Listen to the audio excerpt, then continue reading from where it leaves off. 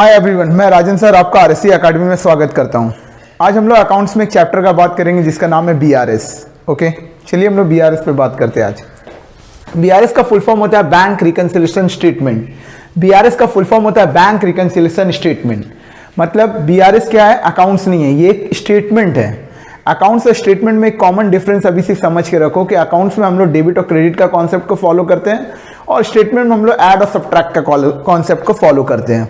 ठीक है, तो काइंडली इधर ध्यान दीजिएगा। इसमें पहले हम लोग ये जान लेते हैं कि बीआरएस बनाते क्यों हैं। हम लोगों के पास कैश बुक होता है और बैंक के पास पासबुक होता है। हम लोग जो भी अपना डिपॉजिट और इशू करते हैं उसको हम लोग कैश बुक में रिकॉर्ड करते हैं और बैंक जो अपना रिकॉर्ड करता है वो पासबुक में रिकॉर्ड करता है। जब हम लोग का कैश बुक और बैंक का पासबुक, हम लोग का कैश बुक और बैंक का पासबुक का स्टेटमेंट मैच नहीं करता है, जब हम लोग का कैश बुक और बैंक का पासबुक का स्टेटमेंट एक दूसरे के साथ मैच नहीं करते हैं, तब हम लोग बीआरएस प्रिपेयर करते हैं। अब क्वेश्चन ये भी आता होगा कि ये स्टेटमेंट मैच क्यों नहीं करते हैं, ये स्टेटमेंट मैच क्यों नहीं करते हैं। जैसे सपोज कि मान लो कि हम लोग जनवरी का बना रहे हैं और 28 जनवरी को हम लोग ने एक चेक डिपॉजिट किया। ठीक है, तो हमने तो अपने अकाउंट एक कैश बुक में अपना ऐड कर दिया, डिपॉजिट कर रहे हैं, लेकिन पासबुक ने उसका रिकॉर्ड फरवरी में किया। पासबुक ने, क्योंकि चेक को क्लियरेंस होने में 3 दिन का टाइम लगता है, तो मान लो कि पासबुक में उसका रिकॉर्ड फरवरी में हुआ, यानी जनवरी में तो मेरे कैश बुक में रिकॉर्ड हो चुका था, लेकिन पासबुक के जनवरी में रिकॉर्ड नहीं हुआ। इसका मतलब कैश बुक और पासबुक का बैलेंस मैच नहीं किया। और भी हो सकता है, मान लो एक चेक को हम लोग इशू किए तो हमने तो अपने कैश बुक से माइनस कर दिया, लेकिन पार्टी ने अभी तक चेक को इनकैश नहीं करवाया है। ठीक है, इस मंथ वो करवाया ही नहीं, वो नेक्स्ट मंथ में चेक को इनकैश करवाया। इसका मतलब इस मंथ तो मेरा कैश बुक घट गया लेकिन पासबुक नहीं घटा। इस कारण से भी कैश बुक और पासबुक एक दूसरे के साथ मैच नहीं करता है। ऐसे बहुत सारे रीजन हैं। चलिए अब हम लोग को यहां पे आइए, ये 4 बैलेंस आप लोग को सम्स में हमेशा मिलेगा। 4 बैलेंस के बारे में पहले बात कर ले। Bank balance as per cash book, bank balance as per passbook. ठीक है, फिर bank balance as per cash book है, bank balance as per passbook है। मतलब इसमें समझना 2 ही चीजें हैं, एक फेवरेबल बैलेंस और एक ओवरड्राफ्ट बैलेंस। फेवरेबल बैलेंस मतलब मेरा बैलेंस पॉजिटिव में और ओवरड्राफ्ट बैलेंस मतलब मेरा बैलेंस माइनस में चला गया। तो फेवरेबल बैलेंस हम लोग दोनों को याद नहीं रखेंगे, एकदम सिंपल से याद रखो। कैश बुक को याद रखना है, पासबुक इसका रिवर्स होगा। कैश बुक को याद रखना है, पासबुक का बैलेंस रिवर्स होगा। जैसे कैश बुक का डेबिट बैलेंस क्या होता है? फेवरेबल। तो देखो पासबुक का क्रेडिट बैलेंस क्या है? फेवरेबल। अगर कैश बुक का क्रेडिट बैलेंस क्या है? ओवरड्राफ्ट। तो पासबुक का डेबिट बैलेंस क्या है? ओवरड्राफ्ट। यानी हम लोग को याद क्या रखना है कि पासबुक का डेबिट फेवरेबल होता है और क्रेडिट ओवरड्राफ्ट होता है। सॉरी, कैश बुक का डेबिट फेवरेबल होता है, कैश बुक का डेबिट फेवरेबल होता है और क्रेडिट ओवरड्राफ्ट होता है। कैश बुक का डेबिट फेवरेबल होता है और क्रेडिट ओवरड्राफ्ट होता है। इसका जस्ट अपोजिट पासबुक है। फिर से हम बोले, अभी सिर्फ फेवरेबल ओवरड्राफ्ट का मतलब मैं भी क्लियर कर देता हूं। आप लोग सिर्फ इतना ही समझिए कि फेवरेबल किसको बोलते हैं, ओवरड्राफ्ट किसको बोलते हैं। अगर कैश बुक का डेबिट बैलेंस गिवन है तो मतलब वो फेवरेबल है, और अगर कैश बुक का क्रेडिट बैलेंस गिवन है मतलब वो ओवरड्राफ्ट है। सर पासबुक के बारे में, पासबुक को याद ही नहीं करना है, बस कैश बुक का अपोजिट है। मतलब अगर कैश बुक का डेबिट फेवरेबल है तो कैश बुक का क्रेडिट, पासबुक का क्रेडिट फेवरेबल होगा।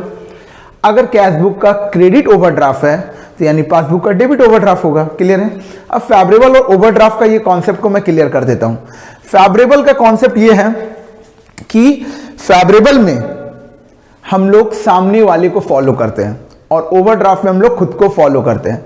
फेवरेबल में सामने वाले को फॉलो करते हैं, ओवरड्राफ्ट में खुद को फॉलो करते हैं। मतलब क्या बोलना चाह रहे हैं?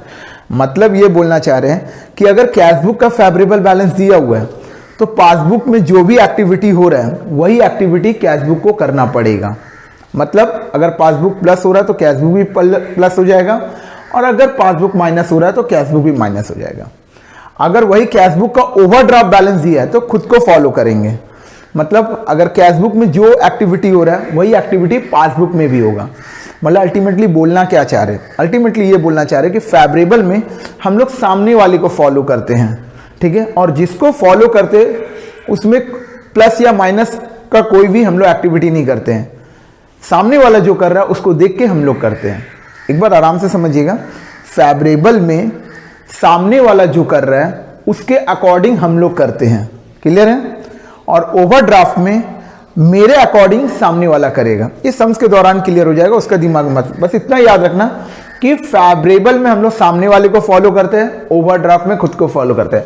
फेवरेबल में किसको फॉलो करते हैं? सामने वाले को। और ओवरड्राफ्ट में किसको फॉलो करते हैं? खुद को। ठीक है, और कुछ बेसिक चीजें जो सम्स के दौरान आपको काम आएगी, याद रखना है। इशू एंड डिपॉजिट का काम कौन करता है? Cash book. जैसा कि मैंने बोला कि बीआरएस एक स्टेटमेंट है, तो यानी स्टेटमेंट में हम लोग को ऐड और सब्ट्रैक्ट का कॉन्सेप्ट करना है, इसीलिए हम यहाँ पे माइनस और प्लस करके आपको बता रहे हैं कि इशू एंड डिपॉजिट कौन करता है? Cash book. इशू करने से कैश बुक घटता है और डिपॉजिट करने से कैश बुक बढ़ता है। पेमेंट कौन करता है? पासबुक करता है। पेमेंट मतलब जो हम लोग चेक इशू करके देते हैं, तो पेमेंट कौन करता है? पासबुक करता है। और एक कॉन्सेप्ट याद रखना है कि कैश बुक का डेबिट देखो क्या है? रिसिप्ट है, और इसी को प्लस भी बोलते हैं। और कैश बुक का क्रेडिट क्या है? पेमेंट है, इसको क्या बोलते हैं? माइनस।